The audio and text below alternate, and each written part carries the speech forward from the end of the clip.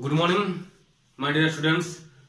कल मैं प्रॉपर्टी तक कराया था, आज मैं बता दे रहा हूँ कि एलटीडी और यूटीडी क्या होता है। उसके बाद जब ये डिटरमिनेंट का जो एप्लीकेशन है उसको बताऊंगा, उसके बाद ग्रामर रूल्स बताऊंगा, फिर कुछ क्वेश्चन कराऊंगा, फिर आपकी डिटरमिनेंट पूरी तरह से कंप्लीट हो जाएगी।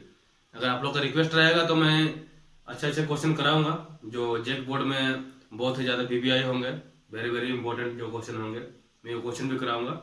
तो चलिए देखते हैं।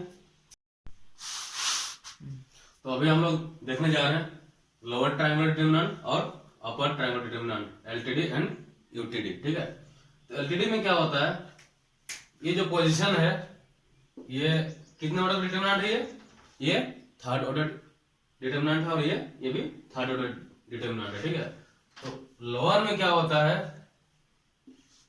A21 A31 and A32 equal to अगर जीरो रहा मतलब क्या फॉर्म बन रहा है,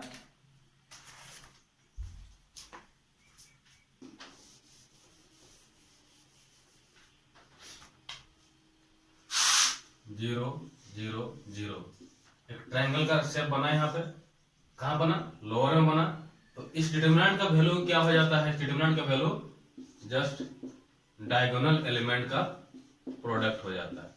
ठीक है, डायरेक्ट ये जो जो नॉर्मल एग्जाम होते हैं, डायरेक्ट जो ये एमसीक्यू वाला में डायरेक्ट क्वेश्चन पूछते हैं ऐसे। यहाँ भी अपर ट्रायंगल में क्या होता है, इसका वैल्यू जीरो हो जाएगा, इसका वैल्यू जीरो, इसका वैल्यू जीरो। अगर आपका कोई भी डिटरमिनेंट हो, अगर आपका डिटरमिनेंट में अगर इस फॉर्म दिखे, लोअर ट्रायंगल बनाता है जीरो वाला या अपर ट्रायंगल, देन उसका वैल्यू क्या हो जाता है, डायगोनल एलिमेंट का product, A11 A12 and A13। Example एक कराता हूं मैं, देखिए एग्जांपल देखिए।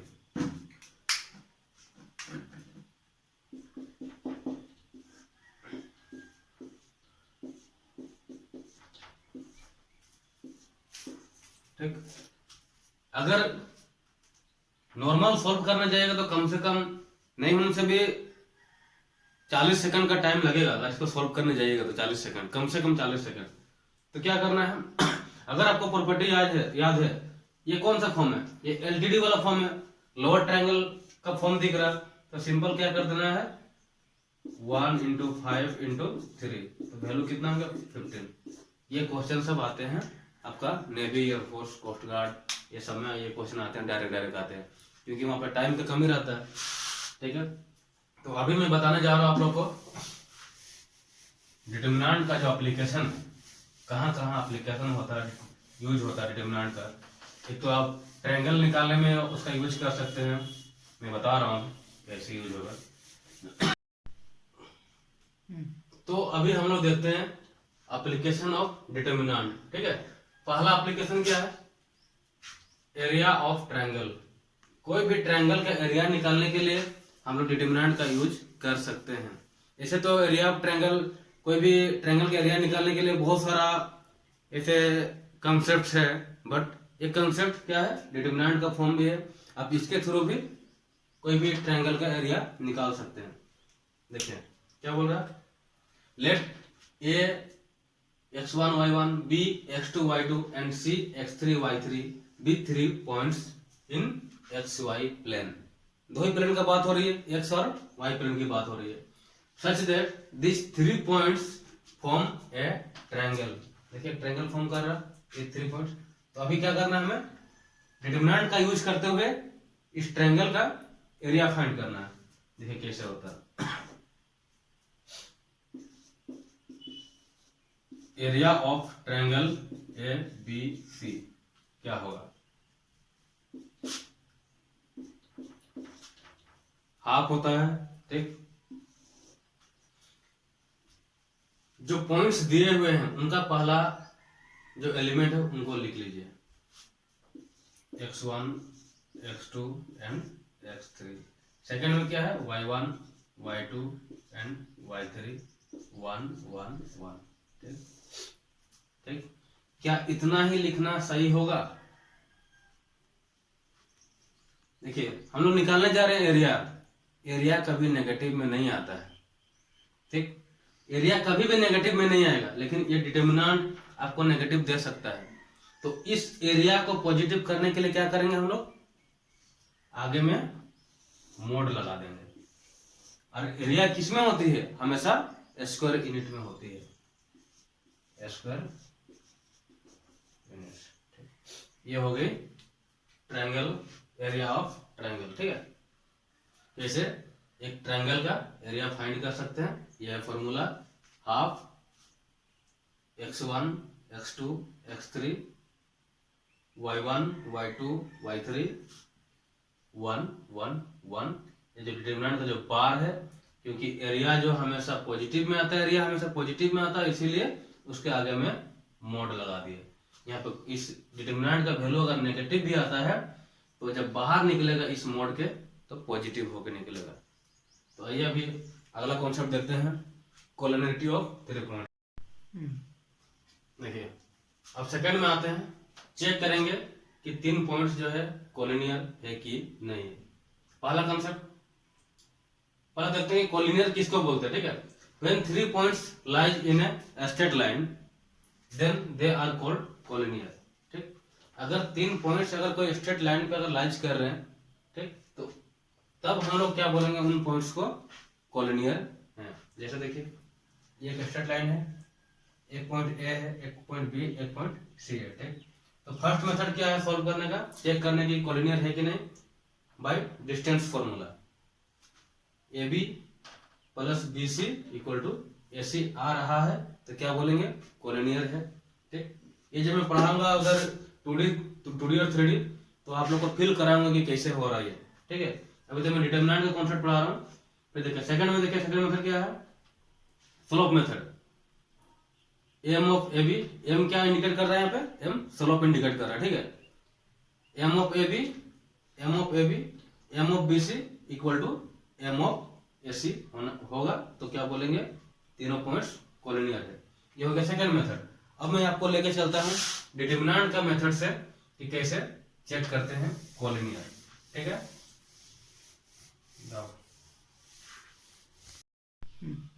देखिए पहले हम लोग चेक किए थे फर्स्ट मेथड से, डिस्टेंस फॉर्मूला से, सेकंड स्लोप मेथड से किए थे।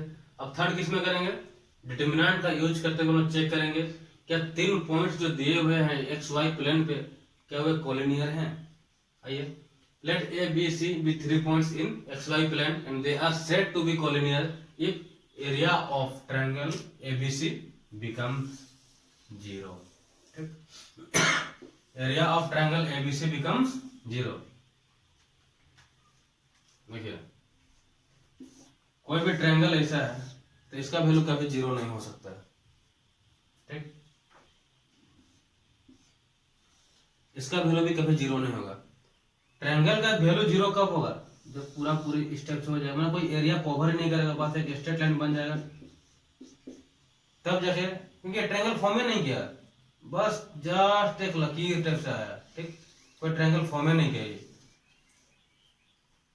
मतलब अगर एरिया अगर 0 हो जाता है ट्रायंगल का तो क्या बोलेंगे, वो जो 3 पॉइंट्स है एक्स वाई प्लेन में ए बी सी क्या हो जाएंगे, कोलिनियर हो जाएंगे। जैसे देखिए अभी हम जस्ट थोड़ा देर पहले देखे थे कि एरिया ऑफ ट्रायंगल कैसे निकालते थे, हाफ करते थे, x1 x2 x3 y1 y2 y3 and 1 1 1 equal to area आता था कुछ भी, और क्या करते साइड से मोड लगा देते थे ताकि पॉजिटिव वैल्यू आए एरिया ऑफ ट्रायंगल का, ठीक। तो अब हमें कंडीशन क्या है, एरिया ऑफ ट्रायंगल अगर 0 होता है तो वो 3 पॉइंट्स क्या होंगे, 0 होंगे। तो हम एरिया ऑफ ट्रायंगल का फॉर्मूला लिख लिए और उसको क्या किया, 0 के साथ इक्वेट कर दिए। ये हाफ तो उधर कैंसिल हो जाएगा तो बचा क्या, ये बचा। ये है रिक्वायर्ड कंडीशन फॉर कोलिनियर।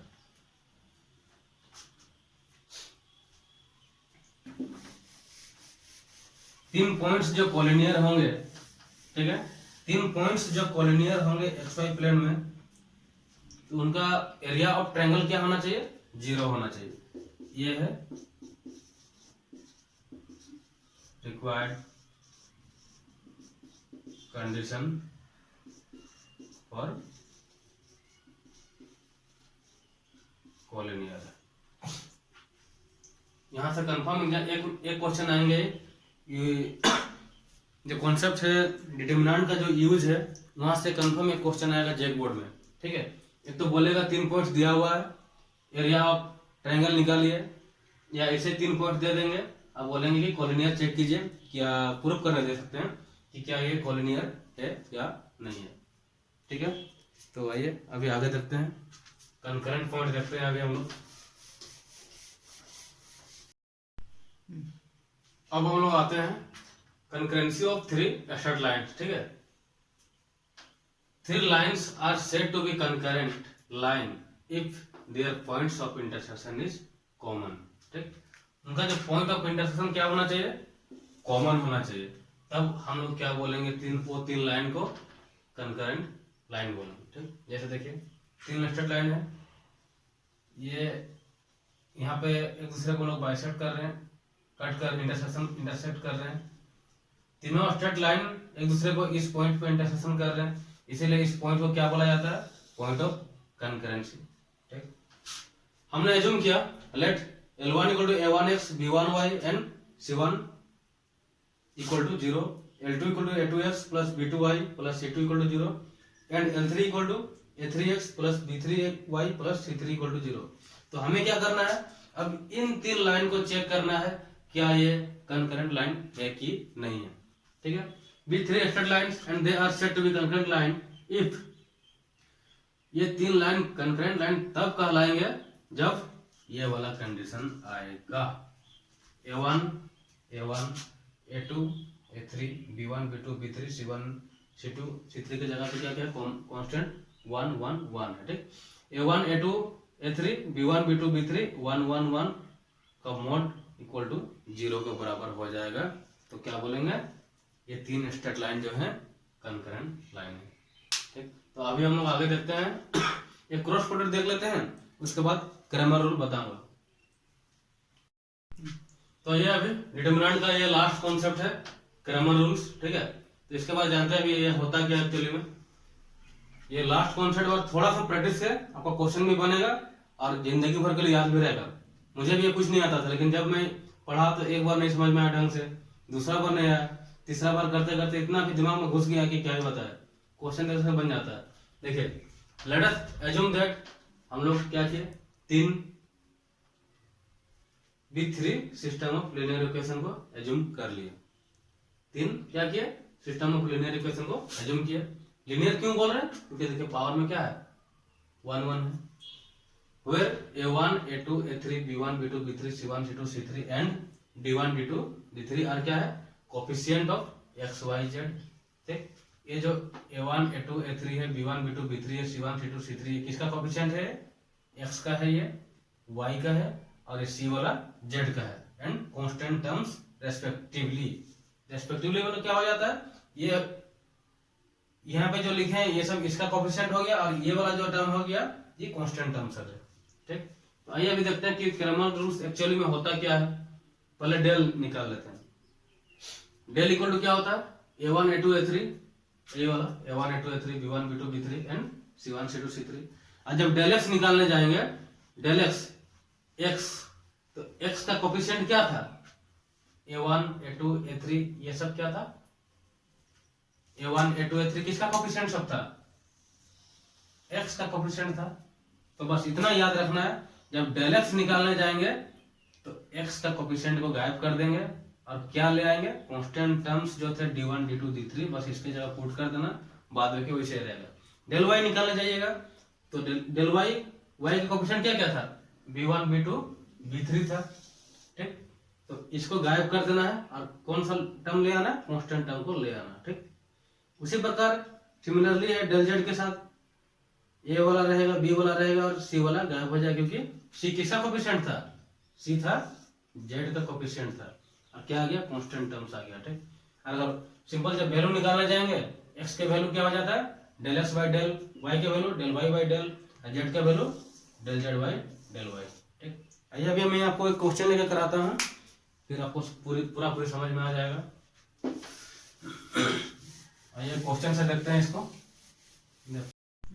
देखिए अभी जो फॉर्मूला जो है x equal to del x by del, y equal to del Y by del, z equal to del Z by del, इसका यूज करते हुए हम लोग एक सिंपल सा क्वेश्चन को बनाते हैं। ठीक है, क्वेश्चन क्या है, 2x plus 3y equal to 2 है, and 4x plus y equal to 7 है।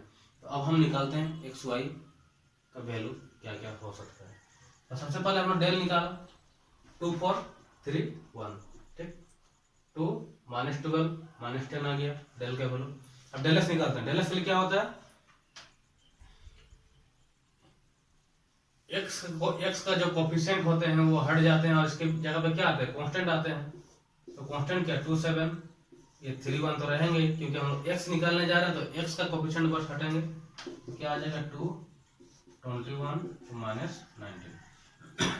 उसी प्रकार डेल वाई निकालते हैं। डेल वाई निकालेंगे तो वाई के कोफिशिएंट हट जाएंगे, 3 और 1 हट जाएंगे, क्या आ जाएंगे उसके जगह पे कांस्टेंट टर्म आएंगे। कांस्टेंट टर्म क्या है 2 और 7, 14 और ये 8, ये 6 आ गया। हमारे पास डेल का वैल्यू आ गया है, डेल एस का वैल्यू आ गया, डेल वाई का वैल्यू आ गया, ठीक। अब एक्स का वैल्यू कैसे निकालेंगे, यूज कीजिए। वो एक्स इक्वल टू क्या होता है डेल एक्स बाई डेल होता है। डेल एक्स कितना आया है -19 और डेल का वैल्यू कितना है -10, तो कितना हो गया 19/10 हो गया ये एक्स का वैल्यू।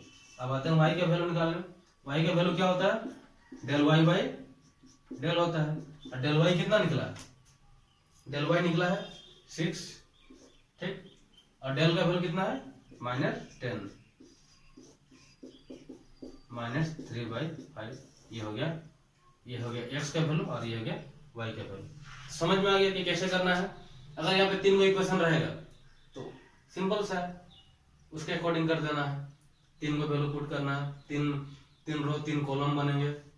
डेल एक्स निकालिएगा, फिर डेल वाई निकालिएगा, फिर एक्स का वाई का और जेड का निकालेगा। तो सारा कॉन्सेप्ट खत्म हो गया डिटर्मिनेंट का। तो अब मैं क्या करूंगा, अब स्पेशल एक लेक्चर लेकर आऊंगा, सिर्फ उसमें खाली क्वेश्चन रहेंगे। जो प्रीवियस ईयर में जो क्वेश्चन आए हुए थे उनको कराऊंगा जो इम्पोर्टेंट लगेंगे। और मैं अपने तरह से अपने से कुछ क्वेश्चन को सॉल्व कराऊंगा यहाँ पे, जो काफी इंपॉर्टेंट हो गए, शायद आ भी सकते हैं आपका जेक बोर्ड में। तो बेफिक्र होकर रहिए, 45 दिन काफी होते हैं। एग्जाम होने से 10 दिन पहले मैं आप लोग का सारा खत्म करा दूंगा, ठीक है। धन्यवाद।